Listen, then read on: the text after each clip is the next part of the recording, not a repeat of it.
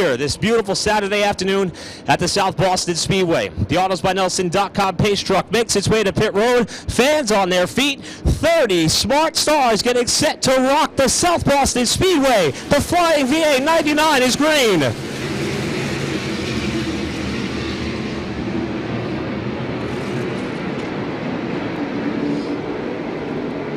Eversole with the jump on the bottom of the first row, able to move up into the race lead. Hetty slots into second, side by side behind him for third as the field flashes by the start-finish line to complete lap one.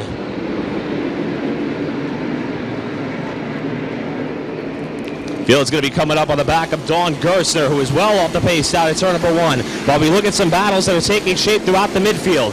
Gerstner will pull aside, yield to the front runners. There you see Dawn entering the pit lane on the back of turn number two, while the lead battles follow single file throughout most of the front runners. Top 10 remaining in pretty much lockstep formation. Fight starting to materialize for fourth. Last year, Bobby Labonte had such a strong run going. Was talking to car owner Mike Smith, also known as Andretti, and we were talking about the strategy that was in hand for them a year ago. He said that the car was incredibly loose in qualifying. Bobby wasn't all that happy with it. They made some adjustments in the race. We're actually leading the next group in the strategy play that took place until Bobby was swept up in an accident. He came 24 thousandths of a second short of the Pace-O-Matic pole award, and he is now starting to fight his way further forward, but Jason Myers not leaving enough room just yet for him to draw up alongside.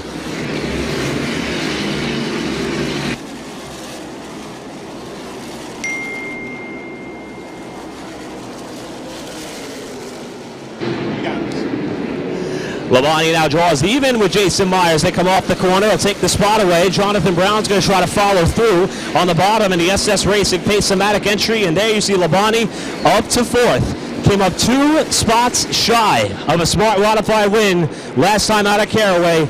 Looking for success here at South Boston this afternoon. All the while, the leaders are starting to enter some lap traffic. They just overtook Brian Weber, who has gone a lap down early. And Eversole sets the pace. They got about a straightaway left to go before they get up to the next lap car. That may be a factor. And we're 20 laps away from the Jerry Hunt Supercenter stage break. If you're new to Smart Modified Racing, that stage break is an opportunity for these drivers to not only collect a couple of bucks in the pocket, but also to go home with some additional championship points. Top 3 are paid out in cash. Top 3 are paid out in points. And so far, it's been an interesting element to keep tabs on throughout the Smart Modified since its resurrection a couple years back.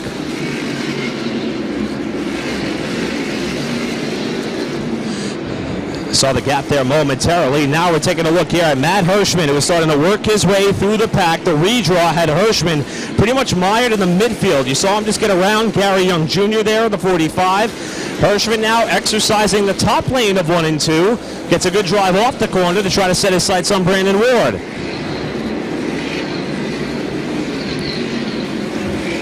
Hard to believe that the last time out, Matt Hirschman came up a few spots shy of going 3 for 3 on a Smart Modified season. In fact, he's 4 for 5 as far as win totals, and the driver's looking to deny that potential here today. Is that a Bobby Labonte who continues to charge forward.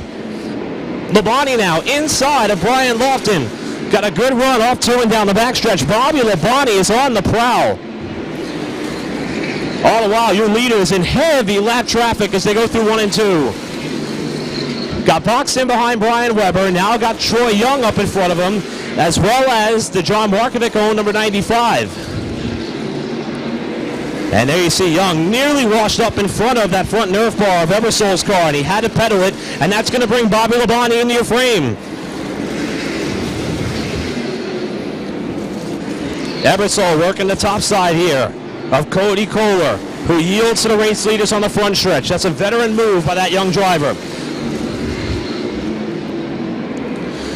Top 3, clear of the lap traffic. Eversole your leader. Hetty second. Bobby Labonte runs third. And then a gap back to Brian Lofton and Jonathan Brown, who are your top 5 as we come up. Soon to be 10 to go from the stage break. And we got a caution. Trouble. Turn 4. Chris Finicciario has had a problem off the 4th corner. And the yellow flag will wave for the first time this afternoon. Driver out of Penfield, New York, who's been making a handful of smart modified starts so far this season, had a problem there coming off of the 4th corner, and it will slow the field for the first time here today with 18 laps complete.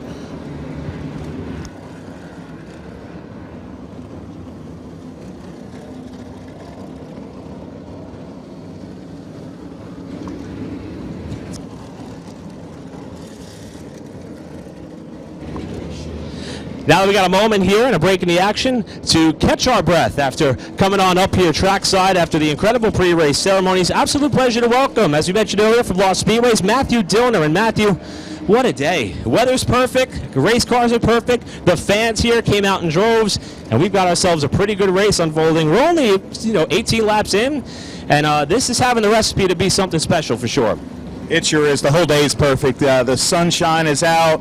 It's beautiful weather, packed grandstand here at one of the best short tracks in America, celebrating a historic 65th season, and then just a joy to celebrate and honor the career of Ray Hendrick, somebody that, short track racing, seems to forget. The world of racing moves on. We're so fast paced.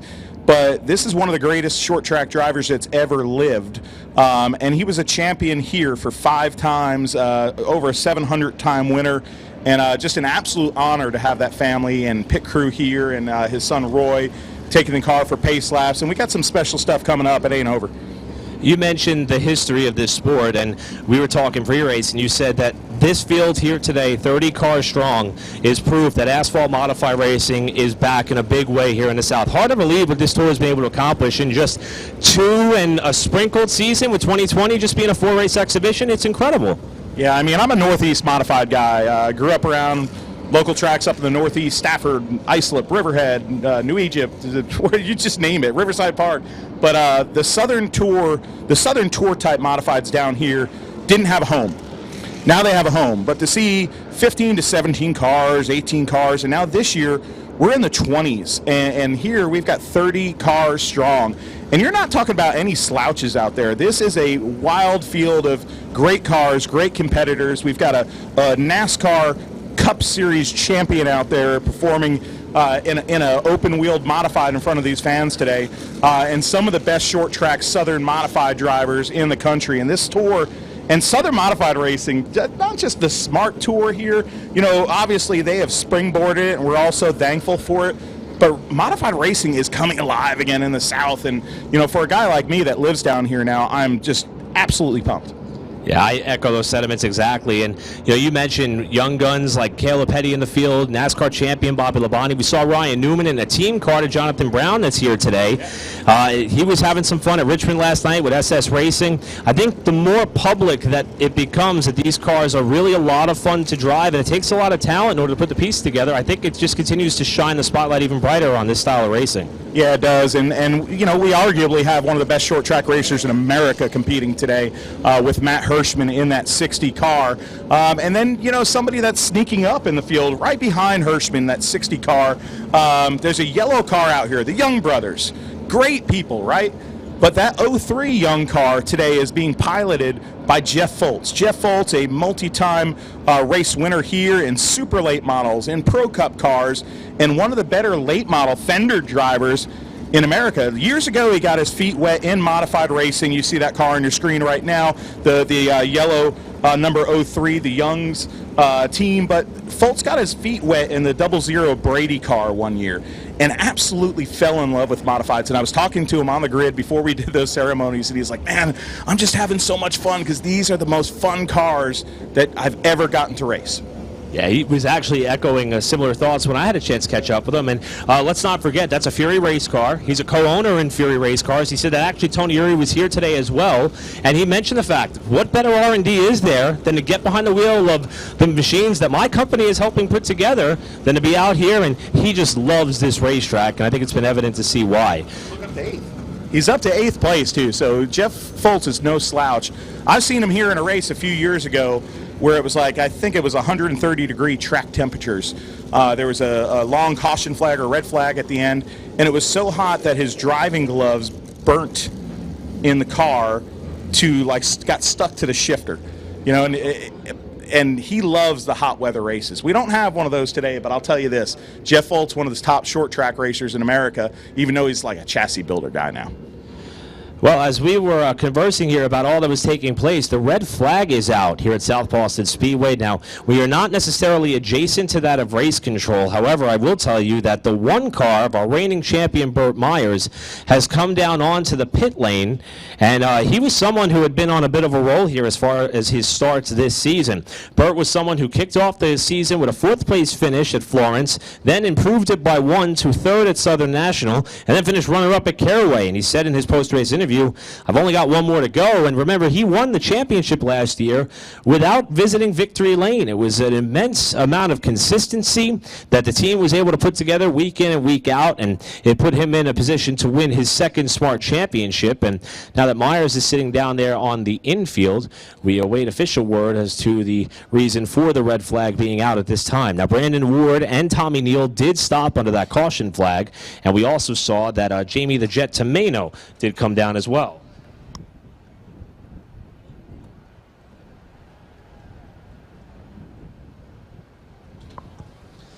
And the official word from the track is that there is, in fact, an issue with the electronic timing and scoring system here at the racetrack. So they're going to put us in a brief holding pattern here. We mentioned 30 cars being in attendance and all that is on the line for this event this afternoon. And Matthew, I applaud the track here for this better safe than sorry efforts.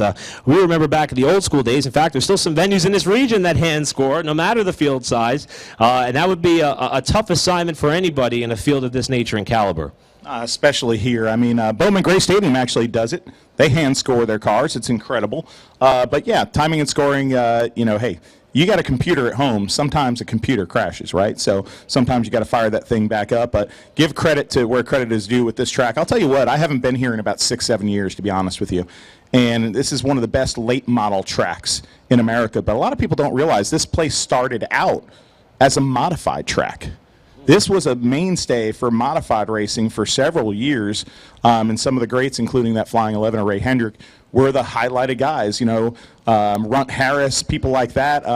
Sonny Hutchins made their names here in modified racing beyond, and then went beyond, all up and down the East Coast. But it's hard to sit here in this booth and actually look out and not just in awe of seeing that number 11 car right there, the Jack Tant, Clayton Mitchell machine that marched up and down the East Coast. It's not just a guy that ran locally here at South Boston Speedway or won all those races at Martinsville in the sportsman and modified doubleheaders. This is a guy that went up and down the East Coast from Maine at Oxford Plains Speedway down to Florida, and everywhere in between.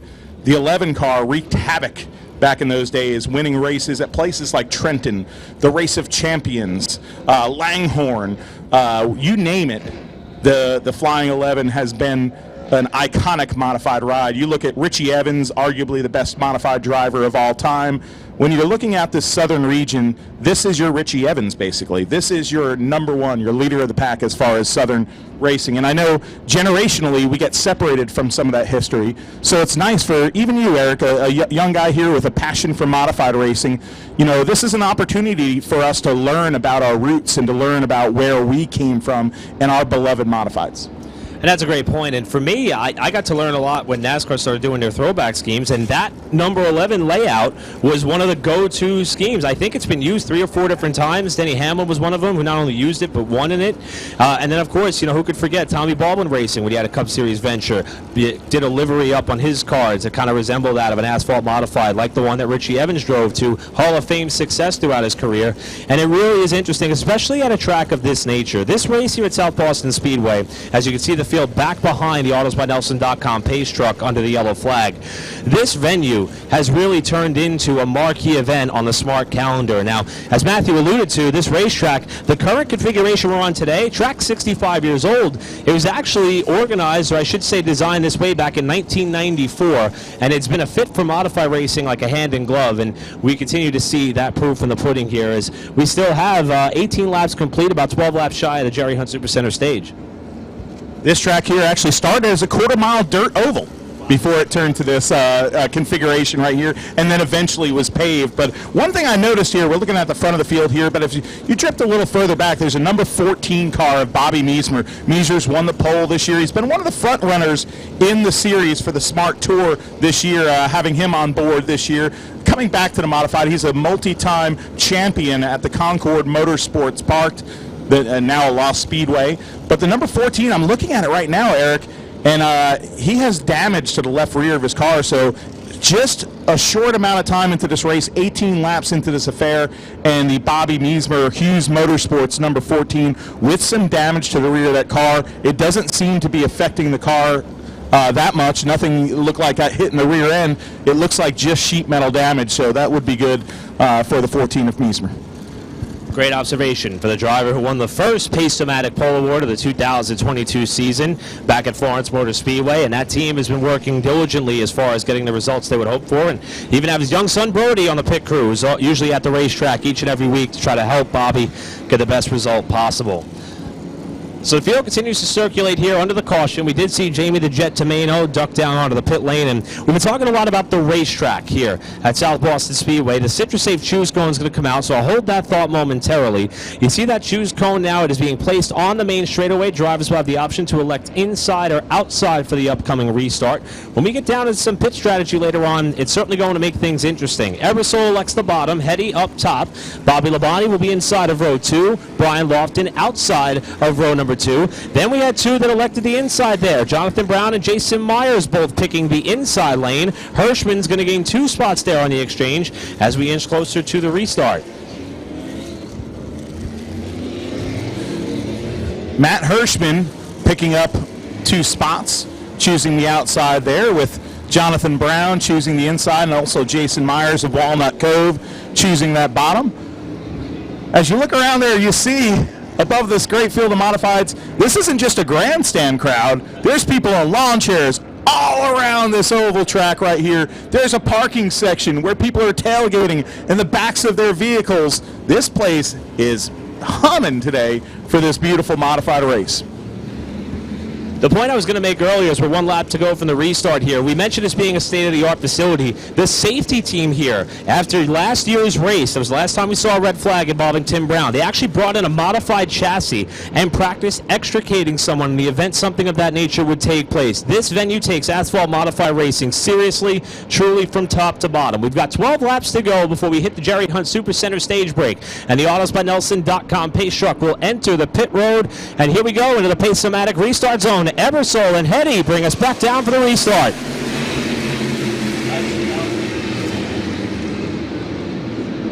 And a great launch on the bottom by Ebersol, who's able to clear Hetty by about a car length as they come through 3 and 4. Hetty's going to nestle back down to the inside. Bobby Labonte comes through for 3rd. Hirschman and Lofton side by side. Hirschman was quick to get back down to the bottom after clearing the car he started alongside of, and Matt Hirschman is up to 4th.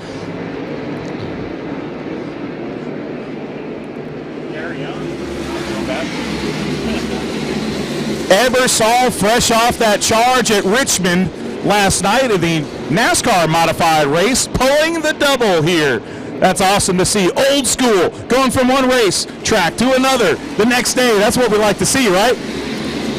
And he's leading Hetty through turn 2. Hetty getting a good run off of that corner right there. Bobby Labonte pacing behind them, kind of looking to see what both of those drivers have before we get to the stage break. I will say, looking back in the field right now, running in the 6th position, it's good to see Gary Young, Burlington, North Carolina driver, in that position. A really good, strong run for him. But the top 3 cars right now, you see him down the front stretch, led by Ebersol.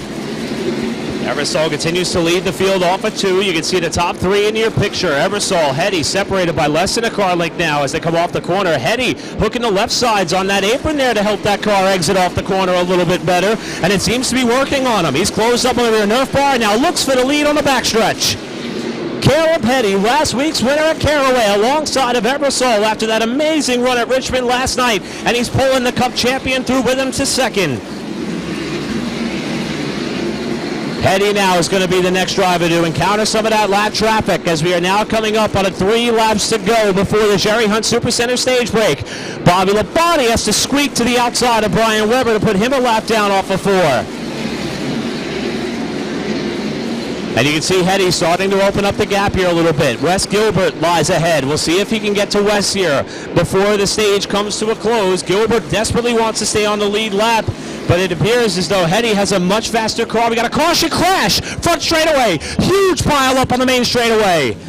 Jason Myers involved. Bobby Meesmer's involved. Luke Fleming has Danny Bone underneath the backside of his car.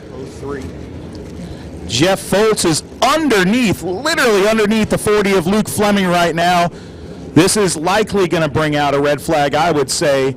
Oh my gosh, the number 40 car almost going upside down. A multi-car crash here. The crowd, all with their cell phones out, will tell you how the condition of all the drivers are here. The officials coming back out, making sure those engines are shut down. And yes, indeed, the red flag has come out here at South Boston. A scary looking accident that has at least 6, maybe 7 cars involved. Let's take a look at the replay here for those of you watching on Flow Racing. This is coming off turn 4. And the first car to break free was out of Jason Myers. Might have had some help, and then the track is just blocked. Nowhere for anyone to go. Finicciario's in the crash as well. We saw him there on the speed shot. And I think there might have been some contact from behind.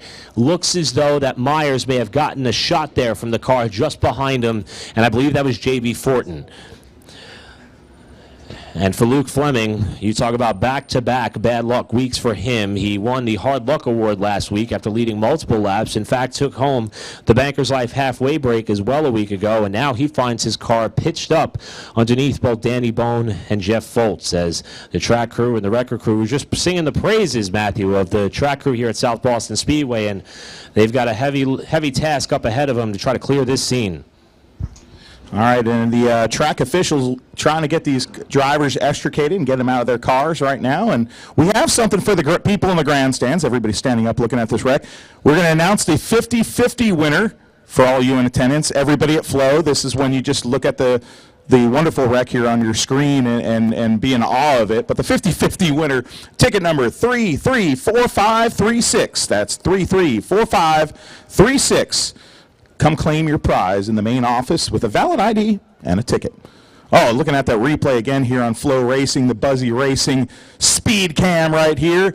And you see, it looks like Jason Myers gets a little loose, somebody got into the rear of Myers. It looked like the J.B. Fortin machine. And Foltz, man, he had nowhere to go, and he's got one heck of a up-close and personal view of the underside of the Luke Fleming automobile. Yeah, looking at that replay off the speed shot under the flag stand, it's so hard to tell if there was exactly contact made. I initially saw it as such, and it's just really, really difficult to see what happened there. Now, Jason Myers was able to drive away from the scene. He was able to pull back to the pit area to the attention of his crew as the red flag remains out. As you can see, just an absolute logjam on the front straightaway that has slowed the field just shy of the Jerry Hunt Supercenter stage break. Now, with that in mind, and we do have a little bit of downtime here, let's talk a little bit more about that stage break as the track crew is going to work to try to clear the scene of the crash. Now, Jerry Hunt Supercenter has been involved in motorsports for quite some time, and in fact, they jumped in with both feet when we kicked things off with the Smart Modified Tour last season, and they've stayed on board as part of our Jerry Hunt Supercenter stage break. Now, if you're looking for a premier North Carolina dealer with a huge selection of used and certified vehicles, and you've got to check out Jerry Hunt Supercenter. You can visit them online at jerryhuntsupercenter.com or stop by their Greensboro dealership located in Lexington, North Carolina. That's Jerry Hunt Supercenter. We buy more, we sell more, you save more. And just looking at the scene as we watch the field try to extricate Luke Fleming's number 40 off of the air cleaner. That is that of Jeff Foltz's car, and you talk about wrong place, wrong time. You know, this racetrack, we mentioned it being truly made for these style of cars. However, the one exception is when you have a car or two sitting broadside on the surface. Only 45 feet in width is that of the racing room. Now, granted, in the corners, you do have a little bit of apron to work with as you come through turns 1 and 2 and 3 and 4, but when you take the length of one of these race cars and bottleneck up some of that 45 feet of playing room, as you'll see here once more, there really is nowhere to go. Miesmer tried to get on the binders, and then pretty much Foltz was just kind of shoved into the wreck, involving also Jeremy Gerstner and Chris Finocchiario, for the second year in a row at South Boston Speedway, is caught up in an incident here early on.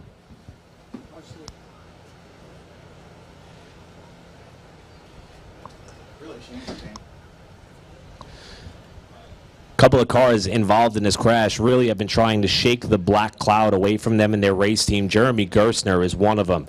Very excited to move on over to the Hillbilly Racing Team, a team that James Savali drove to much success over the last few seasons. Gerstner was tagged to be the wheel holder for this famed modified entry, and they come out with their full team and arsenal in play. And it seems as though each and every week, whether it be a tire that's leaking air or something of the sorts that has been putting Gerstner in a difficult and precarious position such as this, and this was obviously no fault of his own. And Matthew Dillner, you also brought up another driver here who had some tough break. First time we've seen him this season. In fact, he helped Buddy Ellis win an Owners Championship last year, and that was Danny Bone and Scott Brannick's 51. Yeah, that Brannick 51 is a pretty iconic looking race car. When you see it, you can tell that it's a New Jersey race car with those really cool numbers on it. Wall Stadium, their roots right there. But shame for Danny Bone, somebody that has a lot of success here in the Southern Modified effort. You see that 51 beautiful car on your screen there, red and black with the gold numbers, old school right there, but really a tough break for that team. That's a family run deal. His father's working on the car in the pit area, and that's what you see in short track racing. Obviously, all you fans that are sitting here, you know it because you're sitting there probably with your wife, your kids. You know, this is a family sport, and a shame to see the Bone family here. Their first time back with us with 2022 tour in such a predicament. Man, you can see that 40 car of Luke Fleming taking over for his uncle, Frank Fleming, in that number 40 car. It's a car that Frank made famous in these parts, up and down the southeast in the modified ranks. And a shame for Foltz and that young team. It's cool to see the young boys out there, brotherly love for the beginning of the season before Foltz got in that car, seeing them side by side in practice, you know, brother versus brother. That's something that we have a lot of here in the Southern Modified ranks, because of course you have the famed Myers brothers, Bert and Jason. And we can see right now the crew here at South Boston trying to detach these machines in a way that maybe some of them can continue on. You saw once Miesmer got unhooked from the pile, he was able to drive back around to the attention of his crew. We're trying to see if that's potentially possible with the Dandy Bone car as well. And I mentioned Buddy Ellis. Actually, Buddy's here today. He's been to most of the Smart Modify races. He's actually helping Jeff Foltz, and he said one hand washes the other. Back in the day, Jeff was helping me at the racetrack all the time, and when he heard that Jeff was coming to run South Boston, he knew that he had to be here to lend a hand, and they were working very hard to try to make sure that that car was in fact race ready. But Matthew, I'm afraid that that car may have sustained the worst damage by where the Luke Fleming car landed, right on the air cleaner of that machine. We haven't been able to see it just yet, but I'm afraid that that 03 may be one of the few that is not necessarily going to be able to continue on, but we'll find out shortly. And you can see right there is the, we'll go to the Flow Racing replay to show you this again. Unbelievable speed shot. It does look like the 4 of Jason Myers just got a little free coming off the turn. Nowhere to go. Stack up. It looked like the Holland Tunnel. And that's not good. That's not good at all. Finocchiario also involved. Hate to see that. And, of course, Dennis Holdren in the 07. That famed Hayes Jewelers 07 Virginia. You know, this tour right here has a lot of Virginia heritage to it. And we like to see that because the Smart Modified Tour isn't just North Carolina or South Carolina. We race in Virginia several places, like next week at Franklin County Speedway on a Sunday, which is a pretty cool deal during the daytime. Oh, it looks like the 51 is rolling off. It looked like when they picked that car up that he was going to have some rear end damage, but you see him shaking that car right now. Maybe, just maybe, Danny Bone can continue in this race. His father, Eddie Bone, works on that car. Their grandfather, this guy's grandfather, was a guy named Parker Bone, who was a terror on the modified circuit in New Jersey back in the heyday when they were driving the old 30s coupes. So third generation driver right there in the number 51 is now the track crew has the challenge of kind of playing like Jenga. trying to get these cars detached from each other, and it's very sensitive too, because you see where that 03 of Jeff Foltz is stuck underneath the number 40. You know, there's a fuel cell there. You want to not damage the cars, but you also want to extricate these cars from each other in a fashion that doesn't wreck them or doesn't cause any other problems that you don't want. That's a great point, Matthew, and a lot of people actually bring up the fact that it's sometimes hard to find track crews who care enough truly to be careful with your piece of machinery. These race cars, you may not drive them to work, but nevertheless, they're your own. You want to make sure that you only have to do the amount of work to them that you absolutely need to, and we have seen instances in the past throughout all of short track racing where the wrecker service does more damage than the actual wreck, and it's really comforting to the drivers and teams here at the South Boston Speedway that, as we mentioned earlier, and I'll credit Chris Honeycutt, who was one of the first smart officials on the scene here to remind these drivers to kill the motors while they were all sandwiched in on top of one another. He was actually the one talking to some of the safety officials, and they said pre-season, we wanted to be better at responding to situations with these race cars at this track. That was our one and only weak zone we felt, even though they still have one of the state-of-the-art track and safety crews.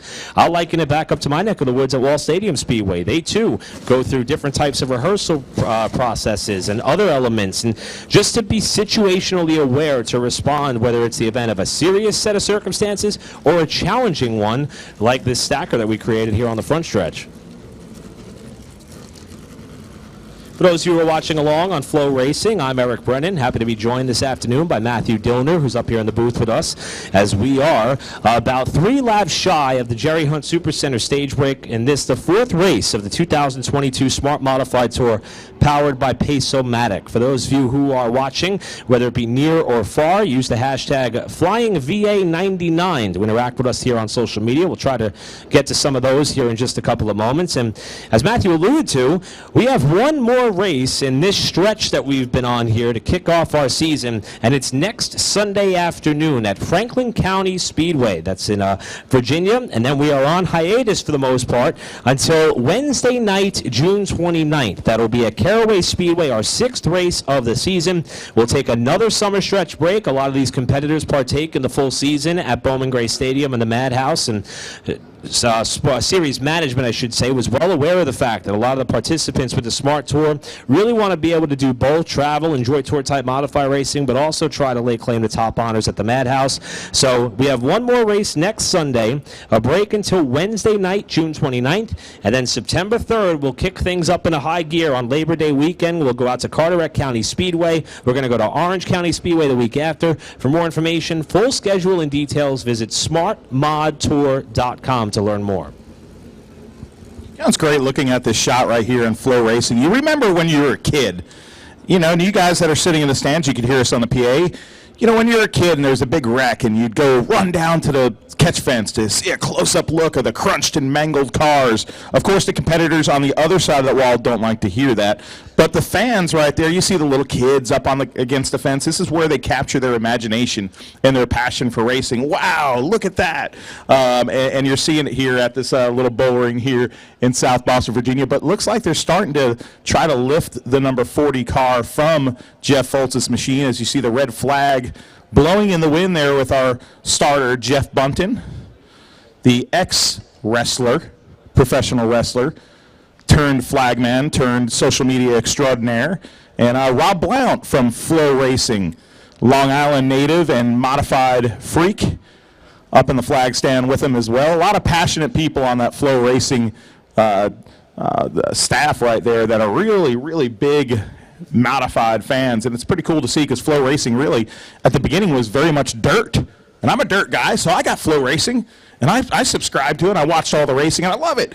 But now with Stafford, Oswego, things like that on it, the NASCAR Modified Tour, and now the Smart Modified Tour on Flow Racing, man, it itches every itch. I mean, it covers both sides of my mini wheat, the frosted side and the non-frosted side, Eric. That's the best analogy I've ever heard of, as a matter of fact. And I will say one other storyline that came into this race here tonight. We talk about the fierce nature and kind of being grasped by some of the eye candy that we saw here. And maybe not fair enough to call it eye candy because we don't know what the repair bill is for some of these cars just yet. But 30 cars have come out here, and it's an incredibly competitive sport. But there was something that unfolded after practice earlier, and it involved that of Dean Ward. Now, they actually broke a rocker arm on that car during the practice session, and Dean and his race team were just about ready to call it quits. As a matter of fact, when I went over to that team just to kind of check in and see what the situation was, they had one of the broken pieces from underneath the motor portion of that car in hand, and they gave me the cutthroat signal that they were done. At the same time, Jonathan Brown came running over and said, hey, have you tried this hauler? Have you tried this hauler? This team usually has a bunch of these in hand. And by the time I got back to that end of the pit area, that car was fired up and rolling off. And Dean is in this race with an opportunity to score a solid result and potentially win here. And this is a skill set, Matthew, that I don't think I could ever master if I ever wanted to. Picking up both ends of Luke Fleming's car up off of the 03 of Jeff Foltz. You talk about working in tandem. Wow. Man, all you kids that are watching or here at the, look at this. You're seeing something spectacular here. The double hook in an incredible fashion over another race car. This is like some trick towing stuff right here. I gotta be honest with you. The kid in me right now is pretty excited watching this. But you talk about that sportsmanship here at the racetrack, and okay, you guys can pick on me, but I'm the history guy, right? I'm the guy that at least loves history. I've got a passion for it. Well, you see sportsmanship in all forms of motorsport. Whether you're watching a sprint car race, somebody comes into the work area and they're working on their fellow competitor's car. Well, you look over there, and we've seen that Flying 11, and there's a story that really paints a picture of what a true sportsman and competitor that Mr. Ray Hendrick was. And that was in 1961. He won an award for being a sportsman and was voted on by the competitors. But there was a reason. Just up the road, Richmond Fairgrounds, there was a race, and Emmanuel Zervakis, a very popular area racer, had flipped. Well, Ray Hendrick spun his car and blocked Emmanuel Zervakis' machine so it wouldn't get struck by the other cars coming around. That is sportsmanship right there, and you see it throughout this sport. You know, you see it in the grandstands right here. You're sitting next to your neighbors and making friends, and up and down pit road you see it as well. When you told me that story midweek, Matthew, and that was at a time where, you know, it was still very easily to get hurt in a race car.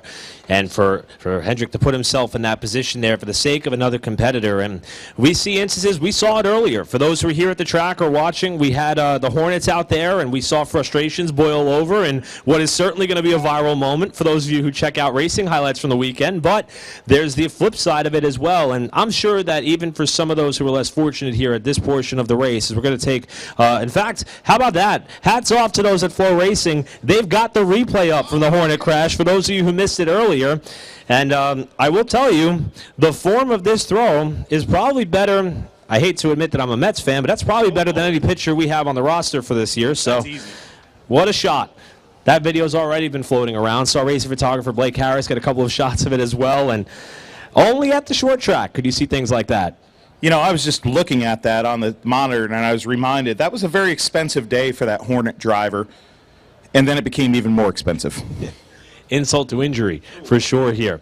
As we remain under the red flag with 27 laps complete, the hardworking track crew here at the South Boston Speedway doing everything they can to clear the scene that is right underneath the Racing Electronics flag stand, which hosts our own J.B. Cole, who has been very busy so far here this afternoon, and we kind of expected things to be a little bit wild with 30 cars on this 0.4 of a mile oval, but nevertheless, it is certainly going to change the complexion of this race as Caleb Hetty remains out in front at this time. Now, we did have one opportunity to see the Jerry Hunt Supercenter stage cone. Once the track is clear, we're going to see it once more. As a matter of fact, I checked that. The Citrus Safe choose cone leading us up to the Jerry Hunt Supercenter stage break. Now, Citrus Safe Cleaner has been around motorsports for quite some time, longtime partner on Burt Myers throughout his championship-winning efforts and ventures. Well, remember, if it's race season, it's certainly grilling season. And if you want to pick up Citrus Safe, it is in fact a biodegradable grill cleaner founded back in 1996 1997 under a different name. In 2003, they rebranded to the company which we all know and love here today. It's available at all your major retailers like Lowe's, Home Depot, and Walmart, as well as many others. And Luke Fleming now climbing out of the car here. The fans giving him an ovation as he is checking the undercarriage of that car. But again, that's our friends at CitrusSafe. And for more information, visit them on the web at CitrusSafe.com. Okay, this isn't a sponsor plug because I get nothing free from them, but CitrusSafe product is really good. I use it on my grill. I use it on my smoker. So really cool stuff right there. Some excellent commentary there, Diller. Great to see this big crowd on hand. People waving up here to the booth. Hello, everybody. Hey, big fan down there. That's awesome. But going out on the double hook right now is Luke Fleming. What a tough break for that family-run team from the Mount Airy area. Luke's grandmother passing away recently, so our thoughts and prayers have been with that family, indeed.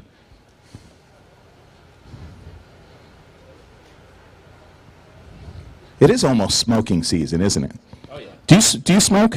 Well, only on the grill. That's all. Yeah. Oh no. I only smoke if I'm on fire. But I'm talking about smoking meat. So the CitrusSafe thing just reminded me that I've got 2 Boston butts in the freezer that I got to get out here pretty soon and smoke. But Jeff Bunton right now on the flag stand. You see that car getting towed away right now on the double hook. That's not the way you want to see your race car leave the surface at all.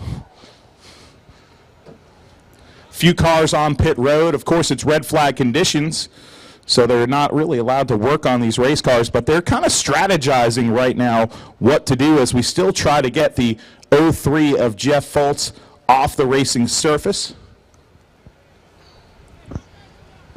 We see a number of cars that have left the scene of the crash to go to the attention of their pit crews. Now, again, being under the red flag, they're not allowed to work on their cars. However, they are allowed to survey the damage, and that is in case what's happening with Dennis Holdren's number 07, Jeremy Gerstner's number 79, and Jason Myers in a number 4. They have been able to get back to the pit area, as has that of Danny Bohm, as we see Jeff Fultz's car being towed back. And as you can see, the air cleaner was sheared straight off the front end of that car by virtue of Luke Fleming landing on top of it. We mentioned that Fleming took home one of the contingency awards, but unfortunately it's the one that you don't want to take home with you.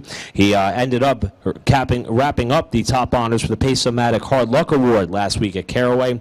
That was after Luke led a number of laps, took home the Bankers Life halfway leader money that will also be up for grabs here today, and was swept up in a crash going into turn number 3, just past the halfway point. And as you can see, they are going to have a hard time trying to get that number 40 back on the trailer before they leave South Boston today. You all see Jeff Fultz's car going back to its respective hauler here, and we kind of touched on it a couple of times, but the fact that Craig Young, typically the one behind the wheel, Fultz expressing his love for this venue and took up the opportunity to travel out here to South Boston, Virginia, and boy, he was fast. Timed in 7th fastest in qualifying, looked to be running a Jeff Fultz-style race, staying out of trouble, or so we thought, and wrong place, wrong time is going to remove him from contention here for the Flying VA 99.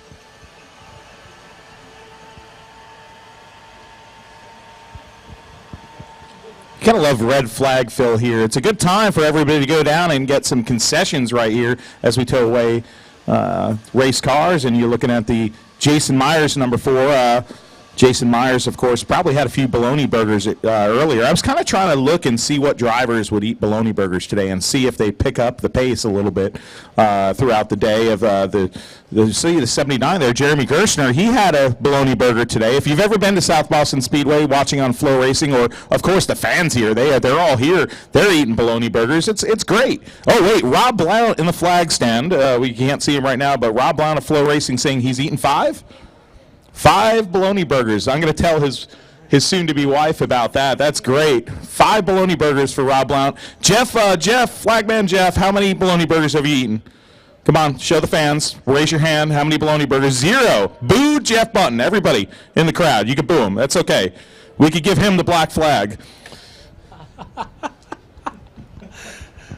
Oh, red flag fill is, of course, a good time, especially here at South Boston Speedway. Rob Blount waving the black flag there for Jeff Bunton. My goodness. So Chris Honeycutt saying he's had one so far. I bet we're hoping that the concession stand stay open well past the checkered flag of this flying VA 99, so we could all grab some more here. As now Gary Young Jr. pulls up to his pit lane. Well, it's a staple here, man. We got to talk about how can you do a race at South Boston Speedway, man, and not talk about that bologna burger? You know, it's the greatest thing. You know, some places, if you go to the Yankee Stadium, they might have a Yankee dog or things that they're famous for. Well, this place is famous for short track racing, but it's also famous for something in the concession stand. How many other places can say that? You know, this is awesome. You know, not many places we go to on the Smart Tour have a famed menu item. You know, the bologna burger here, nice old thing. If you're listening in the north, you're probably thinking, what the heck are you talking about, Dillner? But it's a nice, thick old slice of bologna. I get onions, salt, pepper, mustard, give it a squish so it stays together. Elliott Sadler taught me that. Elliott Sadler, actually, good Elliott Sadler factoid. You know, of course, Hermie, who's part owner of that Pace-O-Matic ride, that the number 22 of Jonathan Brown. But Hermie Sadler were a wonderful competitor here, and Elliott Sadler, and it was great to hear back in the day Elliott tell me a story about one time where he was sitting in the grass watching his brother's number 16 late model run here, and he actually ate 16 bologna burgers trying to match his brother's late model car number. That's what it's all about. Thank goodness it wasn't the 39 that Ryan Newman was running last night. Otherwise, they would have had to tow Elliott out of here on that night. Well, it looks as though the racing surface is just about cleared, and we are inching closer to what's really going to be a sprint to the end of this Jerry Hunt Supercenter stage, with a scheduled caution to come out at lap number 30. The cars that we believe will not continue, the 03 of Jeff Foltz, as the red flag has now been lifted. The 03 of Jeff Foltz, the 55 of Don Gerstner pulled off after a couple laps. The 8 of Chris Finichario has been brought back to his hauler, and we do have about 5 cars that are here on the pit lane. Luke Fleming climbed from the machine as well, but they did not tow that car back to its hauler. They are working underneath it. Not sure if that's an effort to get back in this race before the caution run subsides, but Luke does not appear to be in any rush to get back behind the wheel of that car, and that's a tough break for the second week in a row for the driver of Uncle Frank's number 40. Frank is here this weekend. In fact, you want to talk about a racer who could dot his I's and cross his T's. He was the one going up to every crew member to make sure they torqued the wheels, they got the air pressures right and adjusted. You talk about having veteran leadership. That's what they've had. It's why they've run so well. They just need a little bit of luck on their side to find the result. Jeremy Gerstner and the Hillbilly Racing team now going to work on the front end of that race car. Also, you see them beating the backside of that right rear quarter panel. Take out some of that frustration on how the luck has been for that team over the last few races here at Spark Competition. One of the few weekends where they only brought one bullet in the barrel this weekend. The second car, which last week was driven in an incredible effort by Jason Poole. They pulled out the second machine for Poole to ride. Of course, he and his family, longtime successful drivers in this region. First chance, though, in a Tour Type Modified. Poole is on the property. He's back helping out that race team, but he started shotgun on the field and gained 13 spots. Came to the checkered flag in 13th position at the end of that race, and he took home also with it the Pace-O-Matic Car Charger Award. And boy, I had a chance to see him earlier, Matthew, and he was just ecstatic as we've got a pit stop taking place here. One of the front runners, Kyle Ebersole, is going to dive in the pit lane here. I don't think he's really concerned about that stage points or any of that stuff, the stage win. Kyle Ebersole is here for one thing, and that's to get a checkered flag. He's won here before in the Southern Modified Tour, the former NASCAR Southern Modified Tour, so he knows how to get around this place, put on a show from the rear at Richmond, and folks, he's short pitting them right now. That number 5 pulls into his pit stall, and we'll get a look at what they're about to do. They're going to jack up the rear of that car and likely check out the stagger, maybe make an adjustment to the rear of that car, maybe jack some weight in or out of that number 5 machine. Brennan Ward also on pit road in that Renfro number 2 car. Beautiful machine. He was fast today. Looking at the left front of that automobile, and of course Caleb Hetty in the lead with Bobby Labonte in tow. And then one of the hottest short track racers in America right behind in that black number 60, Matt Hirschman. Butcher pulling off pit road in that beautiful number 6, paint scheme reminiscent, paying tribute to the Myers family tradition. Bobby Labonte making us want some hamburgers with that cookout ride. But only a few laps to go until we have that stage break, and it matters to these guys because that little bonus that they get, man, that's tire money.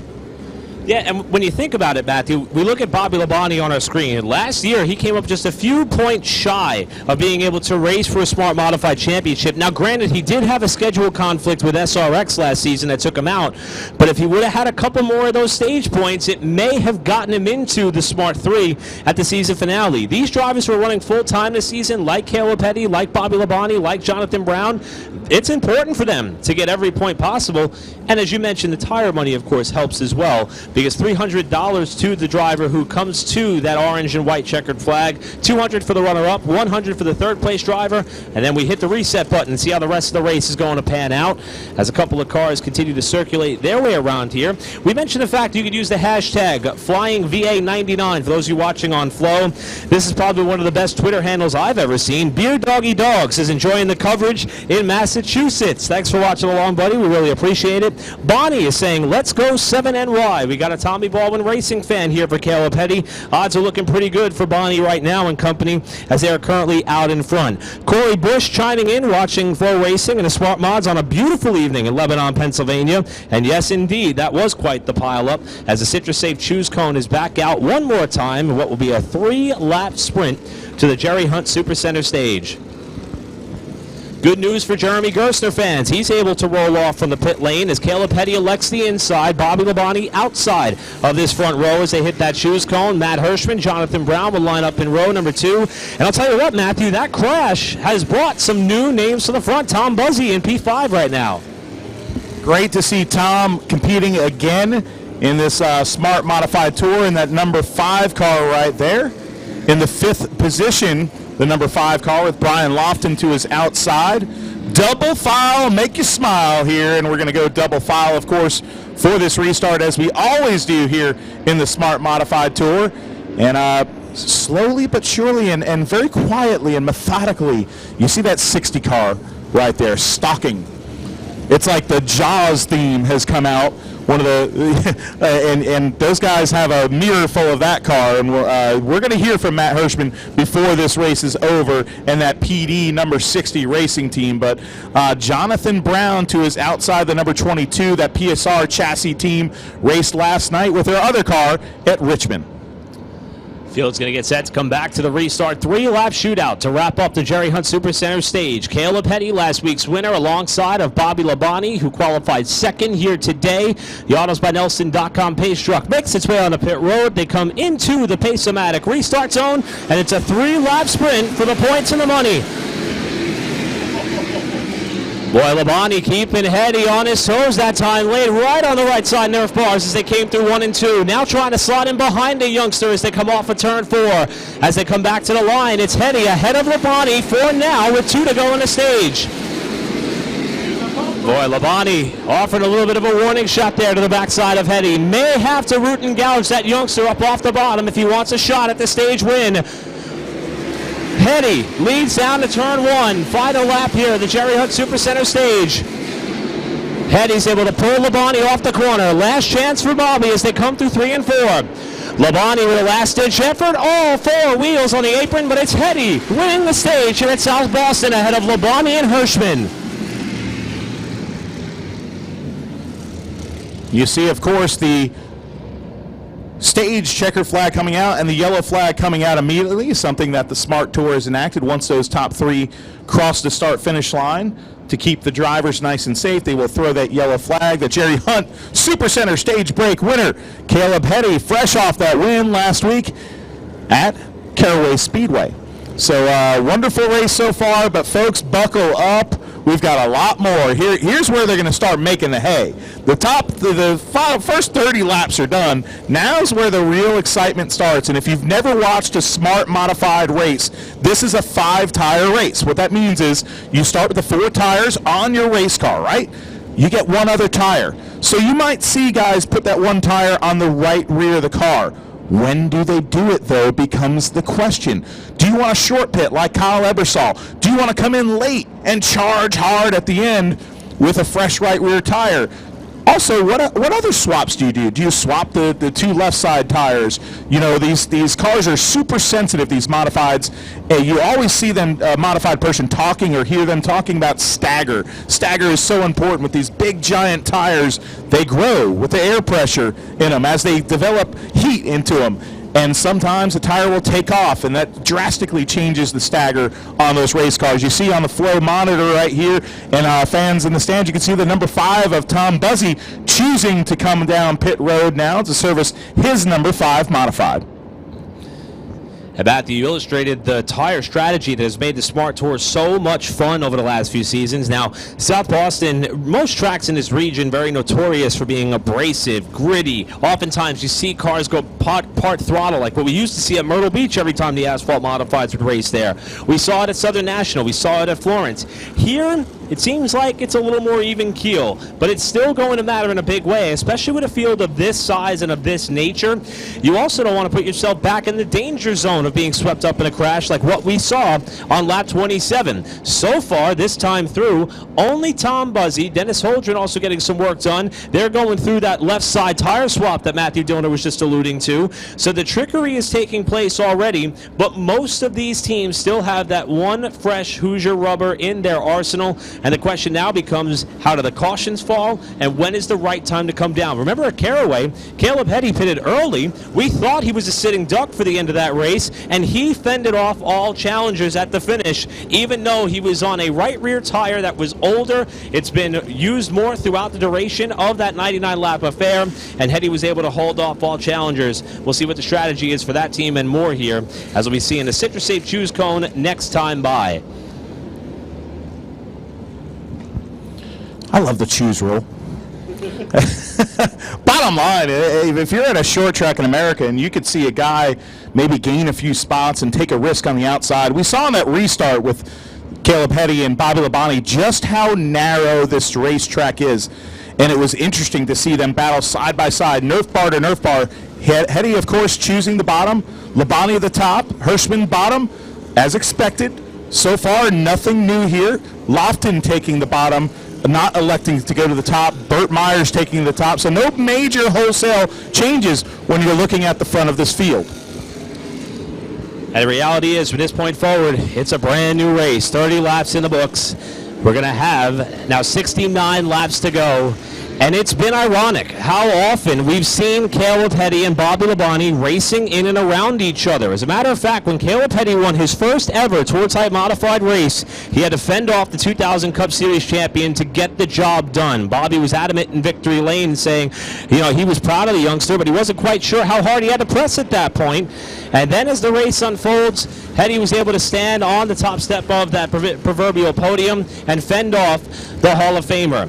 Hetty is someone who respects the sport through and through, but it doesn't appear that he's necessarily starstruck. We'll see if it comes into play here, starting alongside of Labonte for this upcoming restart to kick off the next chapter of this race. Matt Hirschman lurking in third. Jonathan Brown going to roll off there in fourth spot. And how about row 3? J.B. Fortin, and on the outside entering the frame now, Burt Myers will restart sixth. The AutoByNelson.com pace truck makes its way on a pit road. Caleb Hetty and Bobby Labonte, two of the top 3 finishers from Caraway, bring us back down for the restart. And they are covered up at the front. Labonte trying to hang tough on the outside. Pins Hetty down on the bottom of the racetrack. And we're side by side for the first 4 rows off of 4. Wow, would have been too close to call that time if that was for the win. Labonte hanging tough on the outside lane. Hetty pulls him a little bit by half a car length off 2. Hirschman now trying to fill the hole in the bottom of the racetrack. Hetty retains the lead for now. Hirschman, Labonte working the bottom of the racetrack here. Labonte up top, Hirschman down low. Here comes J.B. Fortin into the mix. J.B. Fortin from Long Island, New York. What a charge on the bottom to take the 3rd position. Bobby Labonte dropping back on the outside. Oh, he tried. He fought real hard. Nerf bar to Nerf bar. Now he goes back to the 5th spot, tucks in behind the number 22. But for the lead, the battle, Matt Hirschman to the bottom. Hirschman, the number 7 of Haiti. Side by side down the backstretch. Hetty pulls him into turn 3, but here comes the fine feathered foot of Matt Hirschman to the lead. Hirschman out in front of this race, ahead of the Caraway winner in Hetty. Now Jonathan Brown starting to make some noise. That team's been busy. They, in fact, have Ryan Newman's car here with them after wrapping up their duties last night at Richmond. Now Jonathan Brown carrying the banner for SS Racing, trying to get around J.B. Fortin, while Bobby Labonte has fallen to 5th. Burt Myers still in the picture there in 6th, as Hetty is not letting Hirschman get away just yet. Fortin with a big drive in the center of the corner. Almost got in the back of Hetty. Trouble. Turn 3. Dean Ward and Troy Young have crashed. Was keeping eyes on that fight for second spot as J.B. Fortin almost got into the back bumper of Caleb Hetty. And just as they entered turn number 3, Troy Young went around backwards and Dean Ward tagged the wall. Young trying to get that car righted here as Ward's car is yet to roll from turn number 3. In front of a lot of the fans who have wrapped around the perimeter of the South Boston Speedway. Young is going to be able to roll forward. Been a tough day for that organization. However, it looks as though Troy has been able to get away from this one without too much damage. Might have been some light contact on the left rear of that car to the outside retaining wall. But as the car rolls by here, not seeing any obvious damage, definitely may be a flat left front or a problem on the left front suspension of that car. And for Dean Ward, we talked about the team's tenacity to be able to stay in the game despite having a motor problem through practice. They were offered up a helping hand throughout the afternoon to get that car race ready. And he is unfortunately not going to be able to make it to the checkered flag, it seems, here. And starting to see some activity on the pit lane. A couple of teams starting to run to their race haulers, perhaps. This may be where the money stop takes place. What's your prediction? I think right now you're going to see a few cars coming in. I don't think you're going to see the 60, and he's going to probably prove me wrong here, but you see Jeremy Gershner down on pit road right now. They're about to jack up the front of that Hillbilly Racing number 79. Of course, the Hill family involved from Alfred Hill and everybody just involved in modified racing forever. They're a staple in Southern Modified Tour competition. That number 79 car this year, piloted by Jeremy Gershner, a Florida driver who actually makes his way here to the Carolinas, Virginia, everywhere the Smart Tour runs every week. That's true dedication from a very, very nice competitor. And of course, speaking of nice competitors, man, it's tough to see Ward up there in that wall right now, especially the day that they have one of the most likable guys up and down pit road in that number 12 car. But soon we'll see who's going to come down to pit road. Your leader, Matt Hirschman, there's the number 12 car, is we're trying to get that car hooked up to the Franklin's tow truck here at South Boston Speedway with the safety crew on hand. Fans milling around there. Look at that, camping chairs on the turn. Man, that's a good way. Sit you there with your cooler, buddy. You know, I mean, you gotta love it. I mean, I think I'm coming back here maybe for one of those SRX races or something. I might come back here later this year to do that while we're kind of on our hiatus. And I'll tell you what, that would be a cool place to watch the race. Yellow flag is out, of course. I'm joined by Eric Brennan, and you know, a lot of people don't realize the young talent that Eric Brennan is, and you know, some people that are watching this. Tell us about your modified roots real quick, because you are a modified guy. Tell them where you come from, where you grew up as far as modified racing.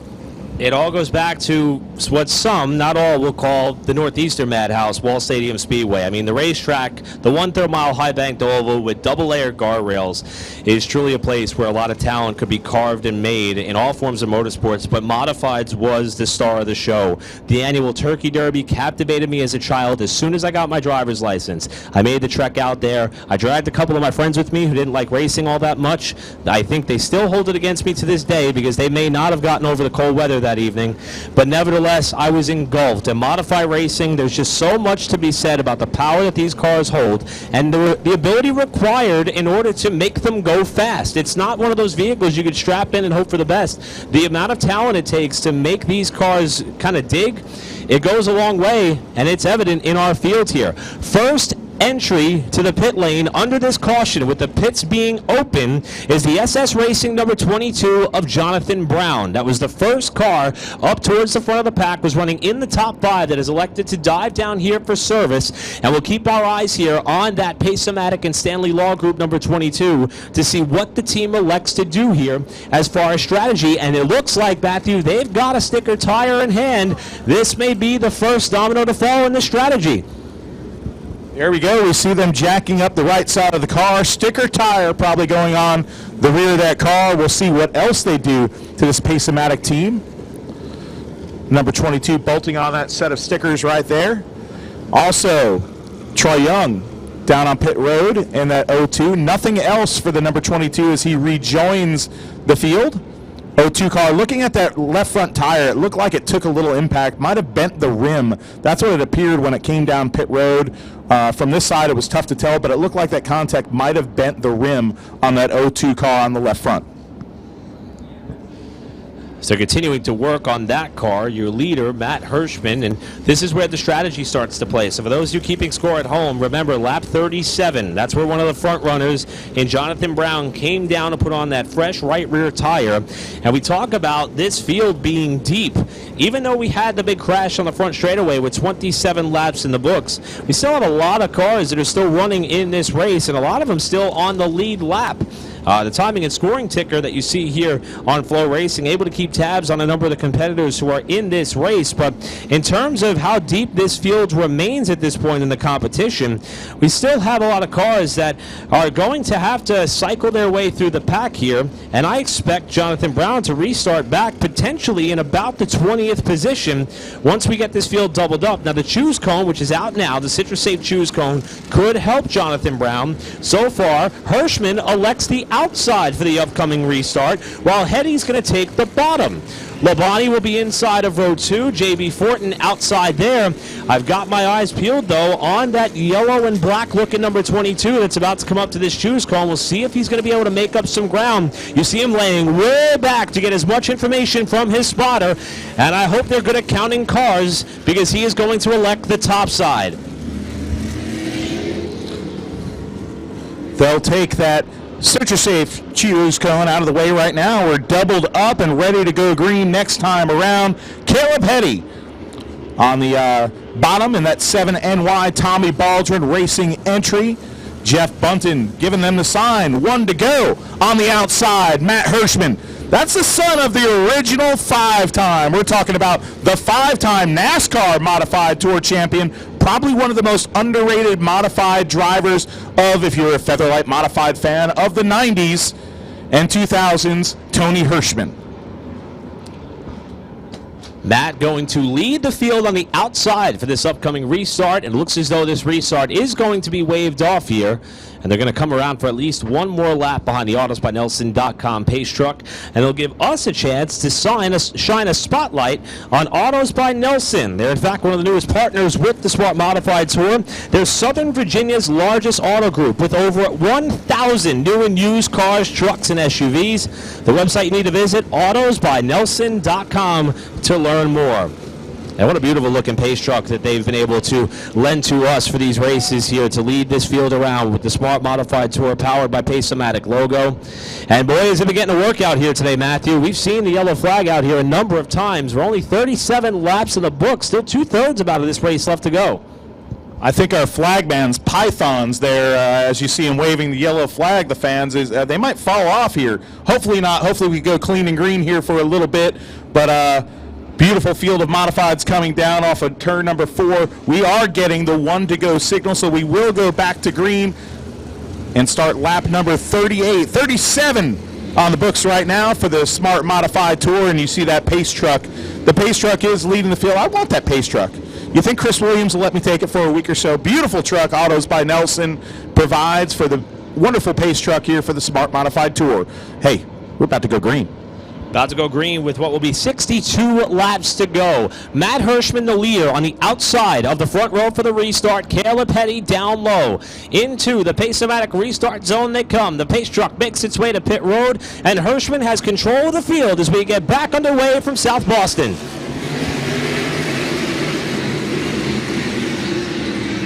First time today we've seen the leader elect the high side, and look at it work. He's taking J.B. Fortin with him on the high side, and Danny Bone, there was a car on top of him the last time he was on the front straightaway in a position like this, and he's going for third. What a hard charge by the number 51 car. Danny Bone going to the inside, going for second place. A product of Eric Brennan's Wall Stadium. New Jersey driver sniffing out that second spot. He pulls in behind Long Island's own J.B. Fortin. Single file they go through the field until you get further back to the 8th or 9th position. Right now, you see the number 2 car right there of Brandon Ward side by side with Bobby Meismer for the 8th position. Single file, but here comes Caleb Hetty. Hetty making a charge for possibly the 3rd position. Danny Bone holds that right now to the inside. Caleb Hetty underneath Danny Bone. Hetty trying to take that spot away. Further back, Tommy Neal scuffed the wall off a 2, but the battle is for 3rd. Danny Bone, Caleb Hetty, side by side as they go through 3 and 4. Hetty on the bottom of the racetrack, Bone up top, and what has been the comeback of the season so far, but still a long way left to go, and we're getting closer to the Banker's Life halfway bonus. Whoever leads at lap 50, going home with some cash, and J.B. Fortin wants that money. He's turning up the heat at the front, but we're still side by side for 3rd. Talk about close racing. Side by side, you saw them touch Nerf bars. You saw them touch wheels. Caleb Hetty, Danny Bone, the hard charger, hanging on for dear life on the outside. Give Hetty back the spot. But now the battle for the lead up front. J.B. Fortin, a mirror full of J.B. Fortin is what Matt Hirschman sees in his bumper. Now a shot to the rear of the number 60 car. J.B. Fortin is knocking. Will he get the win? Will the door be opened up by Hirschman? Coming off of turn number 2. Got about 5 laps to go before the $200 Banker's Life Halfway Award. The race will stay green. Fortin with a big slide off the corner. A lap to go. He gave that shot to the backside of the PD Motorsports number 60, and they've got some breathing room between themselves and Caleb Hetty, and it's still a good ways up the road as lap traffic, so these two trying to settle that halfway money amongst themselves. Bobby Labonte starting to make some noise further back, while Hirschman continues to work his way through turns 1 and 2, nursing what looks to be about a 3-car length lead, as Labonte now gets by Bone to move back up to 4th. Got a car on the wall. That's Gerstner. Turn 3. Jeremy Gerstner coming to a stop just shy of the Banker's Life halfway bonus, and that will slow the field yet again. The bad luck streak for the Hillbilly Motorsports number 79 will continue with Gerstner there parked up against the South Boston Speedway sign in the middle of turns 3 and 4. I think this is 2 races in a row where these smart boys haven't wanted to hit that Banker's Life halfway challenge because we got some caution flags right before it at Caraway, but the hits just keep on coming for that number 79 car. I think they're going to need to find some lucky rabbit's foot or something like that. But interesting battle up front. You look at Matt Hirschman, that 60 car, so smooth on and off the throttle, uses that eggshell underneath the racing shoe of that automobile. But, you know, you've got a kind of a bullring basher right behind him because J.B. Fortin is a guy that is a known Riverhead Raceway aggressive driver. It looks like the 7 car, I don't see him out there. I think the 7 car has pulled onto pit road. You can't see it because some of these cars are parked on the backstretch. We have 30 modified, so we're utilizing the pit area all the way around this racetrack, 4/10 of a mile. They made this pit road like that back in the day for the NASCAR Camping World Truck Series, and so they can hold bigger events with bigger car counts, and we are using that here today. So the 7 car, we can't see what he's doing, but I am assuming this is the time where he's getting some tires, some feel-good tires. There's the number 7. Looks like a right rear with a sticker on it. Same thing for Jason Myers on the screen. He is getting sticker tire on the right rear of that automobile. You know, these modifieds usually pretty much abuse that right rear tire here. This place, like you said, not as abrasive as other tracks that we go to. This is a hard charging track, a place where you can send the car into the turn very aggressively. Tiger Tommy Neal, the sportsman king of Bowman Gray Stadium, in with his number 21 car. Beautifully prepared machine from the Neal Racing team.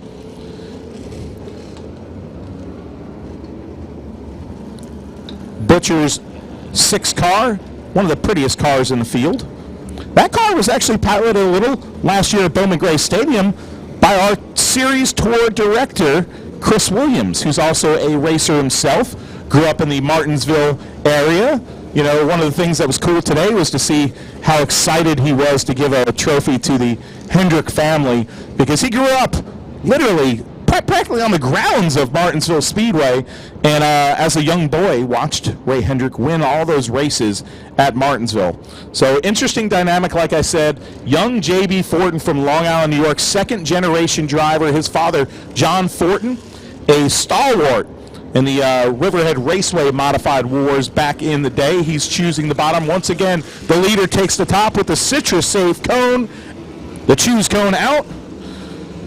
Interesting to see Hirschman, the first person today to make the top work on the restart, but now he's got the aggressor on the bottom. The very aggressive young driver trying to get his first Smart Tour win, and I believe maybe his first Smart Tour start. Yeah, according to my record books, I don't have him making a Smart Tour start prior, so that very well could be the true definition of batting 1,000. We use that term with Matt Hirschman a lot when he went 2 for 2 last season. And you mentioned him electing that outside lane. He's kind of started a trend. At the time of the caution, as we hit the 1-to-go signal here from J.B. Cole, Hirschman was running first. He elected outside row 1. Danny Bone was running third. He elected outside row 2. Burt Myers was running fifth. He elected outside row 3. There must be something there. Hirschman found it. Let's see, though, if J.B. Thornton can flex his muscle on the inside. It's called monkey see, monkey do. And we're about to see what everyone's going to do on this upcoming restart here. And we are still about 3 laps shy of the halfway money going out. $200 courtesy of Bankers Life as the AutosByNelson.com pace truck heads to pit lane for the final time. Well, we hope to be the final time. We'll see the way these guys were racing here today. Into the Pace-O-Matic restart zone. Hirschman outside the leader. Thornton inside the runner-up. They're back of the way.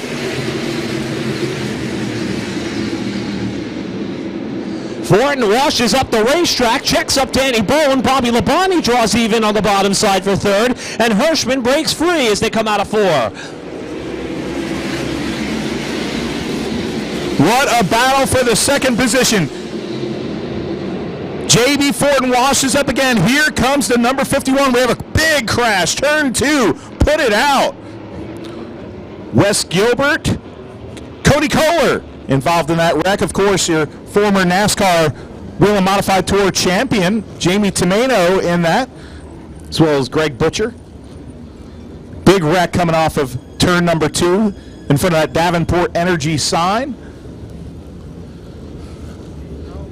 This has been a yellow flag fest, but when the racing has been going on, it's been incredible. This is a tight racetrack, and a lot of people don't realize how tight it is, because on TV it looks pretty darn wide. It is pretty darn racy. You can race side by side here, but remember, an open wheel modified with those open wheels and those Nerf bars, this is can be sketchy to drive side by side here. Here we go, replay on Flow Racing. We're looking at it right now. Oh, it looks like Gilbert got maybe turned by Kohler.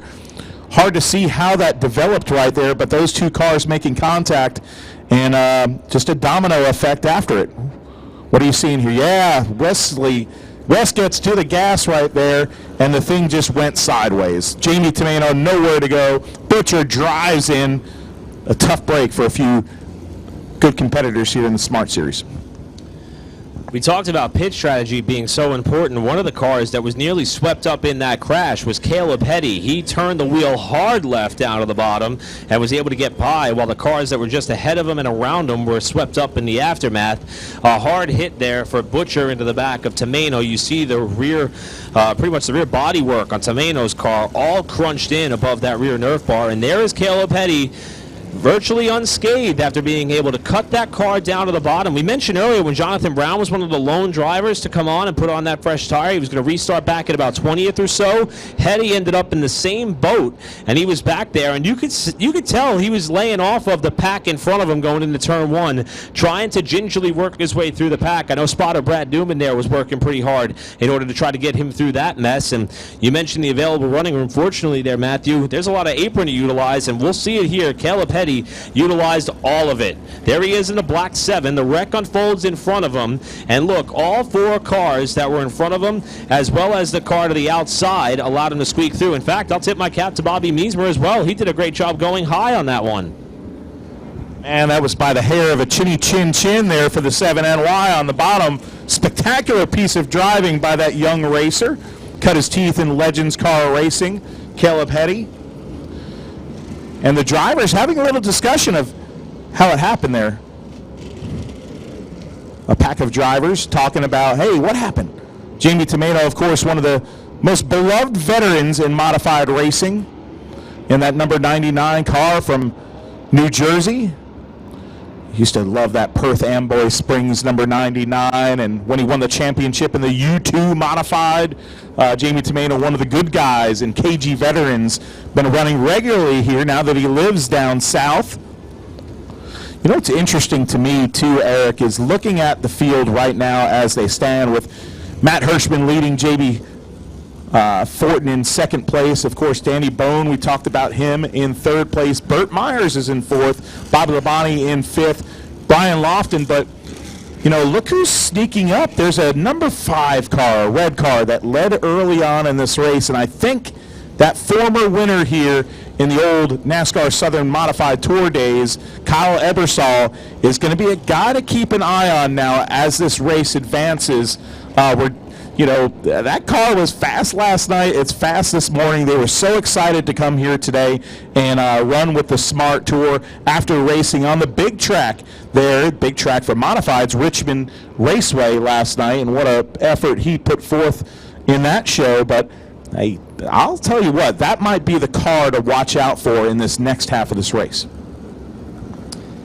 You can tell a lot about a driver's confidence just by their attitude walking through the pit area, and Kyle Ebersol is someone who I noticed that despite it being his first Smart race of the season, running with 29 other competitors who the only ones he's had track time with are pretty much the 2 that ran with him last night at Richmond, and he just did not seem to have any angst at all built up within the insides of his race suit or underneath his helmet, and he has been super confident. Longtime motorsports reporter Dave Despain used to say back in the day, keep good mojo. When a driver gets on a tear, they're able to continue to parlay that into better results. I think Ebersol is potentially riding that wave here because he too has stayed out of the carnage, methodically worked his way back forward, and I'm really excited to get to that point in this race where we can really see what that car and that driver's made of here at South Boston this afternoon. He needs to right now just pace himself and keep that right rear tire underneath that race car as the red flag, at least the cars are stopping in turn number 3 and 4, as you see right there. Yellow flag is still out from the Racing Electronics flag stand, and I think JB Cole, there it is, the red flag is out again here at South Boston Speedway. But Kyle Ebersol, that's an interesting looking car too. You got the flat red paint scheme right there, and Kyle Ebersol is a very confident race car driver. I believe 2014 is when he had his win here, and I know he's leaning on some of that knowledge that he learned that day. Of course, some of the suspension work, and you know, a lot of these guys are running the platform set up the left front of these cars. You know, got that thing really tied down as far as suspension travel. So things are a little different in modified racing, but Ebersol always a strong competitor wherever he competes, when he gets a chance to compete, because that team doesn't usually compete full-time anywhere. So it's great to see a young talent like Ebersol out here with the Smart Tour today, and that red, beautiful red number 5 car. You know, you're looking up the field, our second place competitor right now, J.B. Thornton. One thing that you guys watching on the screen or the people watching here in the grandstand should notice is all these cars have decals on them, right? Stickers, basically. The numbers are stickers, the sponsors are stickers. You know, they're all wrapped. That number 34 car is hand-painted. How cool is that, old school racing fans? The number 34, Magic Mike is the guy's name that goes around the pit area at Riverhead Raceway with a little wagon and a bunch of paint brushes and little cans of paint. And he painted and lettered that number 34 car. So that's not stickers, okay? That's an old school hand-painted car from Riverhead Raceway. You can really tell when it goes by and you see the back of that automobile, you can see that style. You know, that hand-painted style that you just can't get with the graphics that they put on by stickers. And your memory is quite impressive. In fact, Eversole did win here back in 2014. He is one of only 2 drivers in the field here today with an active NASCAR Wheel Modified Tour victory. Fans, do you know who the other one is? He bested a field of 27 cars back here in 2012. We're talking about the driver of the Renfro and Coulter Motorsports #2, Brandon Ward, who is also looking for his second win here at South Boston in a Tour Type Modified. And as luck would have it, those two are sitting nose to tail in turns 3 and 4 under the red flag. So keep your eye on car 5 and car 2 as they continue to work their way further forward. Also, I think it's time to prep the ice packs for the track crew here today. Second time we've seen the double hook in action. This one, though, for the John Markovic-owned number 95M of Cody Kohler, making its way back on up to its respective race hauler as we are under yet another red flag. Now, this is another good opportunity to talk about our title sponsor, Pace-O-Matic, and we've seen them everywhere in motorsports so far this season. In fact, Ryan Newman last night adorning Pace-O-Matic lettering on his race car and fire suit as he competed in the NASCAR Wheel and Modified Tour event last night for SS Racing. Now, Pace-O-Matic has their name on our series sponsor, the Pole Award, Restart Zone, Hard Charger, Victory Lane, point standings. They have quite literally dove in with both feet planted. Now, since 2000, Pace-O-Matic has assembled an incredibly talented team from top to bottom, and they're built on the ground of integrity, innovation, and compliance, all of which aligns quite perfectly with motorsports. As an entertainment company that develops gaming software that players love to play, Pace-O-Matic is all about giving back to local communities, small businesses, and now motorsports. To learn more about their history, business, charitable works, and products, check out their social media outlets. They do deep dives all the time about things they're working on, or visit their website at paceomatic.com. That's Pace-O-Matic, proud sponsor of Grassroots Initiatives and the Smart Modified Tour in 2022. We cannot thank Pace-O-Matic enough that we've had multiple dignitaries at the races. They've got a hospitality set up down in turn number 1, and I hope that all of you are enjoying this race. It's been a pretty intense one so far, Matthew, and we still got halfway to go. Hey, listen, we talk about sponsors all the time, right? We got sponsors on race cars, billboards all around this track, but what I really think is cool about these Pace-O-Matic folks, I've been around them for some of these races, and Gina is here today, a few other people from Pace-O-Matic. I love how excited they get, and they're excited about these modifieds. They're putting their support behind grassroots racing, and that's a really neat thing, okay? I remember when I was a kid, I liked Certs mints, right? You know, like breath mints. But I started eating Tic Tacs, even though I didn't like them because they made that jiggle in your pocket and everybody know you had Tic Tacs, and then they want your darn Tic Tacs. But they sponsored Kelly Moore's Busch North Series car, so we support them. So everybody sitting in the stands and watching on TV, you all do it. If you've got a race car driver and you see Cookout on the side of the car, well, when you leave here, you'll probably try to go to Cookout and have a hamburger because they support the people that support your sport. And that's what is pretty cool about Pace-O-Matic, getting to learn some of the people over there. Man, they were jumping up and down in the suite the first race, and watching Gina down there so excited about the pre-race ceremonies and all the things we're doing here with the Smart Tour has been kind of eye-opening for me. Yeah, they've truly been able to breathe life into this sport, and everybody who's been on board with them. We saw the Pace-O-Matic two-seater taking laps around South Boston. I'm not talking about the racetrack. I'm talking about the streets of South Boston. If you want to check out the Smart Modified Tour social media outlets, it is remarkable that they were able to drive around the town of South Boston, Virginia in that vehicle before Jamie the Jet Tomeno jumped in and gave a couple of Pace-O-Matic representatives and some other fans a ride around in that two-seater. And again, for more information, just visit smartmodtour.com or check out the Pace-O-Matic website at paceomatic.com as well. Citrus Safe Choose Cone is out, and how about this? Matt Hirschman, despite being perfect in that outside lane, Matthew, he's going to elect the bottom. Oh, and monkey see, monkey do, too, because Danny Bone goes to the bottom. Man, it's flip-flop all over the place here. You don't know what you're going to get at South Boston Speedway as the Choose Cone is out. 99 laps, 5 tires. This is just great. You got comers and goers all the time. That's why I love this Smart Modified Tour racing, and I've become such a huge fan of it. Of course, modified racing. I don't care if you race modifieds at a velodrome or a dirt track. I don't care where it is, in a field somewhere. These are some of the best race cars to watch in America. They are beasts with giant tires, giant engines. They're sort of primitive in nature, but but so sleek and fast. And that's what captured me as a kid sitting in the stands at Islip and Stafford, and what's capturing my 6-year-old son when I bring him to a Smart Modified Tour race. Let's see what J.B. Fortin could do on this restart, because you saw the last restart, he was washing up a bit. Will this be to his advantage that he's not pinched down on the bottom? We're about to find out. The AutosByNelson.com pace truck's going to make its way down on the pit lane. We had 22 cars on the lead lap at the time of the crash. Remove 3, add the wave around. That's going to give us 20 cars on the lead lap as we get set for the second half of this race. 1 lap away from the halfway money. Hirschman and Fortin bring us back down for the restart, and a big tire spin by Fortin in the outside of row 1.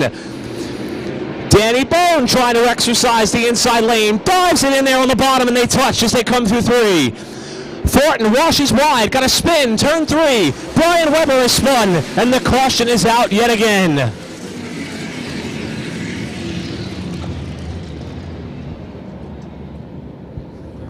Oh man, just as we were getting going. That was some good stuff on that restart. J.B. Fortin there on the outside. A little bit of contact with Hirschman's right side of his car with the left front wheel of J.B. Fortin, so that was pretty interesting there to see. A lot of guys ducking and dodging there. The 51 kind of didn't know where to go on that restart. Very exciting action when these modifieds are side by side. Gets you on the edge of your seat. Pretty cool right there. But we just need some green flag racing here, buddy. I mean, these cars are putting on a show when the green flag is out. We don't want to keep on looking at our flagman, J.B. Cole. I mean, he's a superstar. Let's just get it straight, but we don't want to keep on looking at J.B. Cole all day holding that flag. We're looking at the Flow Racing camera right now at the replay of that restart as they hit the yellow flag. And you see Brian Weber's car sitting in turn number 3. The rainbow-colored 01, well, that's because the nose of that car, the hood of that car, they've painted in the colors of the Ukrainian flag. So if you see his trailer on the front stretch, you'll see, I stand with Ukraine. They've started a website, a little bit of a charitable initiative to try to raise some money to support the nation of Ukraine. Of course, everything that's going on over there. You know, a lot of tragedy going on up there, and it's pretty cool to see a small grassroots team start an initiative like that. You never know what impact you can make in life with whatever platform you have. And Brian Weber, of course, using his platform for good. So a big applause for him for sure. That's a great point, Matthew, and he is someone who I actually had a chance to check out that website, ukrainecar.org. He's listed a number of charitable incentives that are trying to help out the people overseas who quite literally are much less fortunate than we are. And you see the front nerf bar on that machine absolutely destroyed. Weber also someone who doesn't always know who's coming to the racetrack with him. He kind of has to assemble his crew leading up to the race, but he's been trying to make all the races, and as you mentioned, just a really great initiative by him and that team. And again, that website, ukrainecar.org, to learn about a list of charitable incentives which he has linked to and using his race car to help spread awareness. Now, it looks as though we thought perhaps the lap had counted, which would lead us up to the halfway point. Timing and scoring, I guess, since everybody did not complete that last lap, was reverted back to lap number 48. So the Bankers Life halfway money is still sitting unclaimed with Matt Hirschman out in front of J.B. Fortin and Danny Bone. Jeremy Gerster elect to stop there to do some more work on that car after being involved in the big crash. And the field continues to circulate behind the pace truck. Now, we talked about Bankers Life a couple of times. Let's tell you a little bit more about what they do. Happy to say that Bankers Life representatives Haley Williams and Shazier on the property here today. They were having some fun with the Pace-O-Matic 2-seater earlier today. Now remember, it's never too early to start planning your future, and it's never too late to assure that you and your family are prepared for whatever life may bring. Now, Bankers Life has agents who are eager to get to know you personally, listen to your concerns and priorities, and fully understand what your family needs. To find an agent that is best suited for your needs, whether it be personal or professional, visit them on the web at bankerslife.com. Insurance solutions, retirement planning, and everything in between. That's Bankers Life, bankerslife.com. Proud supporter of our halfway bonus and the presenting sponsor of what has become a synonymous trophy in motorsports, the Smarty. As the Citrus Save Choose Cone is on the racetrack, we are a couple laps away from the restart. Hirschman chooses the top. J.B. Fortin to the bottom. The thirsty 34 gets another shot at that halfway bonus as they pass the Citrus Safe Choose cone, the restart cone. It's nice that J.B. Cole doesn't have to go down there and be the cone. He could just stay up in the flag stand in his cush position up there. But that beautiful Autos by Nelson pace truck will come around this time, and the lights will go out, and we will go green flag racing here. The pay window will be open for that halfway bonus, folks. Hey, we don't race for just a checkered flag here. We race for the moolah. And that moolah comes at different parts of this race. And this is an exciting battle. Let's see who's going to get it. Lights are out of top the pace truck. One to go signal's been given by the field. And Hirschman, this time, elects the outside. I guess lesson learned there on that last go-around of it. With Fortin on the bottom. Burt Myers, Danny Bone, row number 2. And then Kyle Ebersol and Bobby Labonte, row 3. Still got 51 to go. Here they come to the Pace-O-Matic restart zone. Who's going to get that halfway bunny? We're about to find out.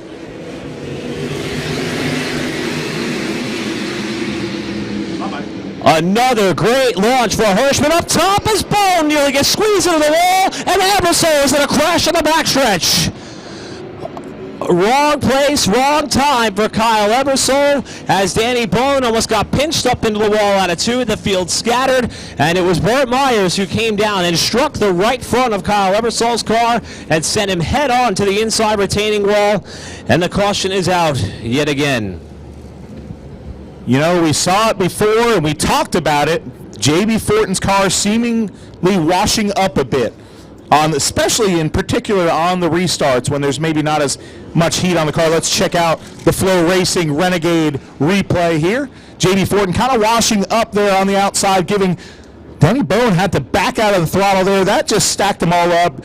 Burt Myers turned a little low and made contact with Ebersol's machine. Ebersol, an innocent victim, making hard contact to the inside of the wall. Let's take a look at it again on the monitors here.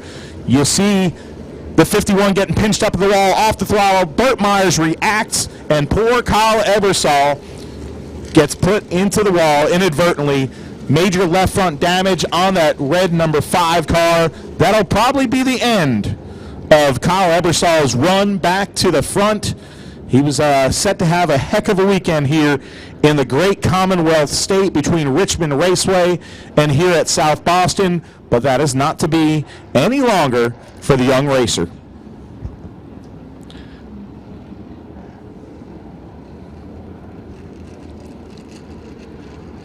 Still, lap number 48. Who's going to get that bonus? I think Matt Hirschman right now is sitting in his car going, are you kidding me? How many times do I have to hold off this kid in the number 34 car? And then the 34 of J.B. Fortin's going, hey, I got another shot. Then, hey, I got another shot. You never know. Danny Bone avoiding disaster there. That was a good piece of driving by him. If he had kept his foot in the throttle there, he could have taken the trip into that outside wall, and that could have been an even bigger pileup. And you see there the heartbreak for the Ebersol team as that car is on the hook. Major damage there to the front end and left front of that car. And it will be a long ride home for the Pennsylvania-based team and organization. And we'll take one more look at it. And as Matthew Dillner just mentioned, what a job by Danny Bone here. I mean, if he hits this wall out of 2, that car is probably going to go skyward with the trajectory of the potential impact.